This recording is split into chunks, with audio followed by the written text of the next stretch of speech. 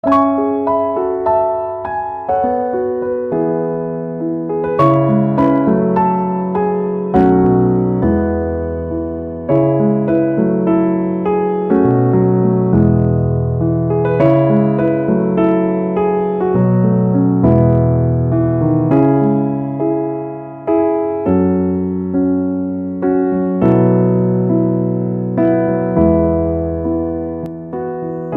prosedur pencatatan utang dan pengeluaran kas terdapat 8 departemen, yaitu yang pertama bagian pemasok, yang kedua fungsi penerimaan, yang ketiga bagian pembelian perusahaan, yang keempat bagian utang, yang kelima bagian kas, yang keenam bagian akuntansi pertama, yang ketujuh bagian manajemen, dan yang kedelapan bagian akuntansi kedua.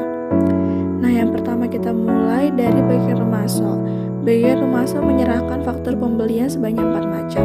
Faktur pembelian pertama diserahkan ke fungsi penerimaan, faktur pembelian kedua diserahkan ke bagian pembelian perusahaan, faktur pembelian ketiga diserahkan ke bagian utang, dan faktur pembelian yang keempat diserahkan ke bagian utang. Yang selanjutnya di fungsi penerimaan, menerima barang dan faktur pembelian satu dari bagian pemasok. Kemudian dari faktur pembelian tersebut, fungsi penerimaan membuat laporan penerimaan barang dan diserahkan ke bagian pembelian perusahaan. Selanjutnya bagian pembelian perusahaan menerima faktur pembelian kedua dan laporan penerimaan barang dari pemasok. Lalu dari faktur pembelian tersebut dibuat laporan penerimaan barang.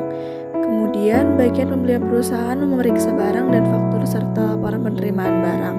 Nah, jika bagian pembelian tidak menemukan penyimpangan, maka akan diparaf dan disetujui. Selanjutnya laporan penerimaan barang beserta faktur diberikan kembali kepada pemasok, dan selanjutnya di bagian utang menerima faktur pembelian yang ketiga dari pemasok dan laporan yang sudah diparaf ke bagian pembelian perusahaan. Kemudian bagian utang membuat bukti kas keluar. Dari bukti kas keluar tersebut diserahkan kepada pemasok beserta faktur dan laporan penerimaan barang. Selanjutnya di bagian kas telah menerima faktur pembelian dari bagian pemasok dan dokumen pendukung lainnya. Kemudian bagian kas membuat cek tunai dan setelah itu diserahkan kepada pemasok. Kemudian bukti kas keluar dan dokumen pendukungnya dicap lunas dan dikirimkan ke bagian akuntansi.